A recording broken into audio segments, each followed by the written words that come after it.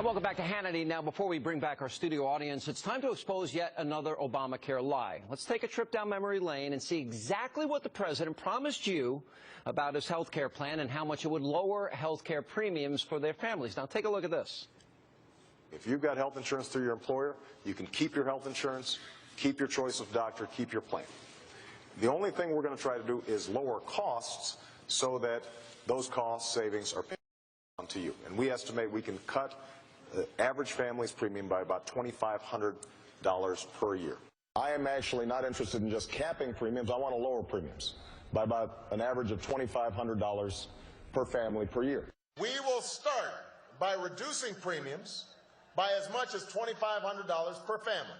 It's time to bring down the typical family premium by $2,500, and it's time to bring down the costs for the entire country. So you're going to have a clear contrast. John McCain's Bush Light health care plan, or a plan that lowers premiums by $2,500. Now, sadly, we know those were bold-faced lies because, according to Forbes.com, the cost of Obamacare for a family of four is going to increase by $7,540.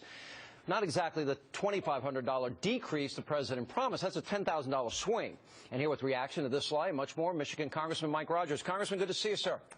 Hey, it's good to see you, Sean. This, to me, and we're going to scroll at the bottom of our screen, the Heritage Foundation went state by state. And they looked at the price premium increase for a 27-year-old and a 50-year-old. We're going to put it up there so people can see their numbers for themselves. 45 out of 50 states, is that right, have increases instead of decreases? Oh, it's really incredible. And think about what they promised up front, Sean.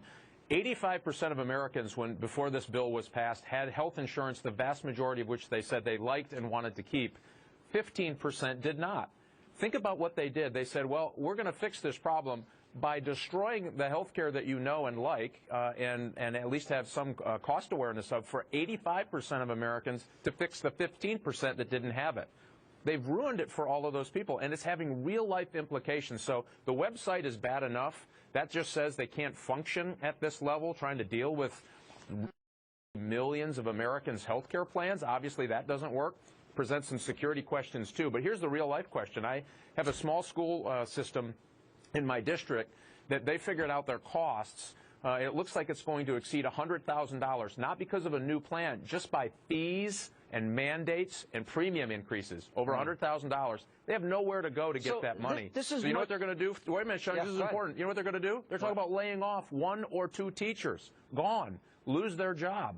Right? This is no way to fix the problem. And as you said, costs are up. The #1 reason people can't get health care in America before the bill was passed? Cost.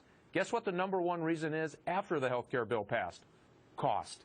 This thing is, I mean, we really need to relook at this. Not fair to the working Americans who had a health care plan through their employer. They were playing by the rules, and the president came in and said, you know what, that's not good enough. We're going to punish you to fix the 15%, and so now everybody's unhappy. That's no way to solve a problem. It's not, and the average, we're putting the Heritage Study numbers up there state by state, but on average, the average man is going to see a doubling of his premium, 99% increase. The average woman, 62%. What amazes me is this was passed in the dark of night. Now that we have the rhetoric versus reality, shouldn't the country really have a debate before they jump in to this law, knowing it's very different than what was promised? I think so, Sean. And, you know, the sad part is they'll say, oh, well, Republicans never had a plan to replace it. No, that's exactly not true. I mean, under federal law, they said that insurance companies could not compete across state lines. Now, that's odd. I live in Michigan. I could go down to Indiana and get my optical insurance, my house insurance, my car insurance, but I couldn't get Blue Cross Blue Shield of Indiana because I live in Michigan. So what we said is, hey, let the market work. Before you take over 85% of the people and screw up their health care. And by the way, Sean, more people got letters that their health care is canceled than signed up for Obamacare this far. I mean, that should tell you something.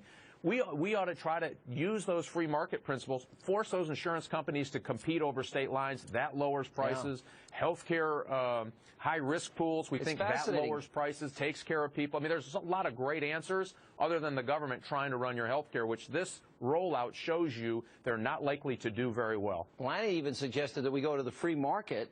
Sorry, Lanny. We go to the free market that they could help, you know, solve the mess that Obama created, wasting all this money in the first place. All right, Congressman, one quick question about the hearings today. Sure. Even the Obamacare contractor couldn't log on to healthcare.gov, and they didn't even have enough time to test it, and the administration changed it a month out. $634 million, is that what we spent on this? Yeah, I think the iPhone, when it first rolled out, think of how sophisticated that thing is, cost them $150 million. Works pretty darn good. This thing at over $600 million doesn't seem to work at all. And here's the other part we're not talking about much, Sean, we should. They're adding new code, new lines of code to try to fix these problems. It's clear to us by their testimony today they never really did an end-to-end real-time security test of this system. That means that your personal information is vulnerable, at least through these weak points, and they're doing it every day. They're adding new weaknesses every single day, and we don't have any sense that it's safe and secure. Your personal information, we really need to stop this thing before somebody gets hurt when it comes to their privacy being revealed. All right, Congressman, good to see you. Thank you for being with us.